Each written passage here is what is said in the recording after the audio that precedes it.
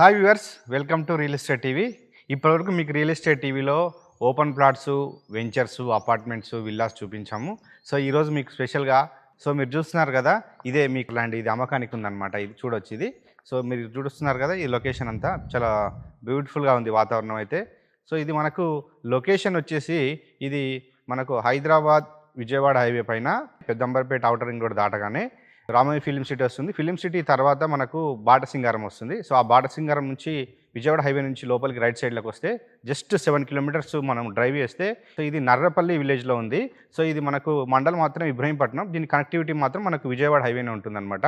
దీనికి 80 feet road connectivity ఉంది. మీకు అక్కడ కనపడుతుంది కదా, అక్కడ అంతా 80 ఫీట్ కనెక్టివిటీ రోడ్ అనమాట ఇది. సో మీరు చూస్తున్నారు కదా, ఈ ల్యాండ్ అంతా మొత్తం స్పెషాలిటీ ఏంటంటే మనం అటు చూడొచ్చు, ఇక్కడ కనపడుతుంది మీకు వెంచర్ లాగా చెట్లు అన్నీ ఉన్నాయి కదా.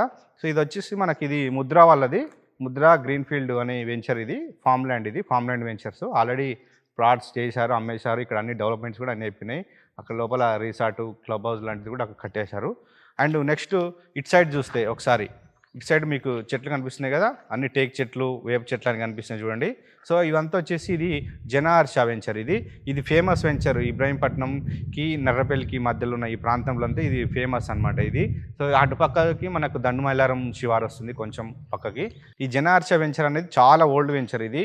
సో అందరికీ ఈ ఏరియాలో జనహర్ష అని పేరు చెప్తే చాలు అందరు గుర్తుపడతారు. ఇక్కడ అన్ని వెంచర్ చేశారు, అన్ని ప్లాట్లు అమ్ముడు పోయినాయి. సో మీరు చూస్తున్నారు కదా, ఈ ల్యాండ్ అంతా మొత్తం ప్లెయిన్గా ఉంది చూసారు కదా, అదంతా అక్కడైతే కడిలు వాతిని చూడండి, ఆ కడిలు వాతిని అంతా ఇప్పుడు ఇది అమ్మకానికి ఉంది. సో ఇది ల్యాండ్ వచ్చేసి మనకు టోటల్ 8 ఎకర్స్ ఎక్స్టెంట్ అనమాట. అండ్ మనకు ఇది సిటీకి అతి దగ్గరలో ఉంది. ఎల్బీ నగర్ నుంచి మనకు జస్ట్ ఒక హాఫ్ అన్ అవర్ డ్రైవ్ చేస్తే మనం ఈ ల్యాండ్కి చేరుకుంటాం ఇది.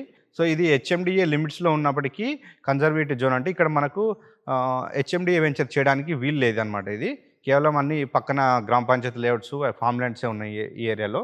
సో ఇది కన్జర్వేటివ్ జోన్ కాబట్టి మనకు ఫార్మింగ్ చేసుకోవడానికి లేదంటే ఫామ్ హౌసెస్, మంచి చిన్న చిన్న ఫామ్ హౌసెస్ కట్టి ఇక్కడ రిసార్ట్ లాంటిది ఏర్పాటు చేసుకుంటే దీనికి మంచి డిమాండ్. ఎందుకంటే చాలా దగ్గరలో ఉందన్నమాట. మనకు ఔటర్ రింగ్ రోడ్కి కనెక్టివిటీ ఉంది, అదేవిధంగా విజయవాడ హైవే కనెక్టివిటీ ఉండడంతో సో ఇక్కడ మంచి డిమాండ్ ఉన్న ఏరియా అనమాట ఇది. మీకు ఎక్స్టెండ్ చెప్పాను, రేట్ కోసం వెయిట్ చేస్తున్నారు కదా. సో ఇది పర్ ఎకర్ వచ్చేసి ₹1 కోటి చెప్తున్నారు.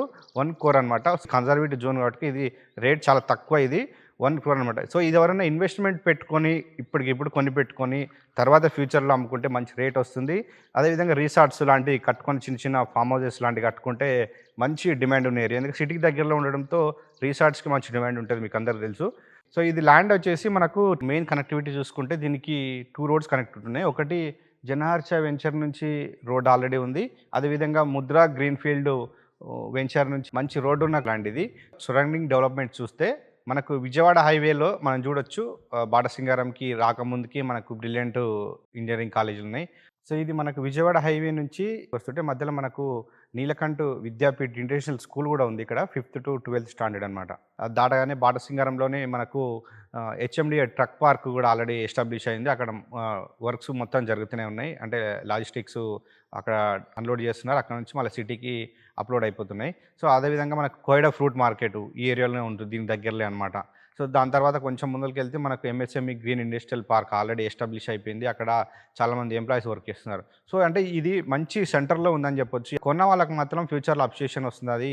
ఎందుకంటే ఏరియా అంతా వెల్ డెవలప్డ్ ఏరియా అనమాట.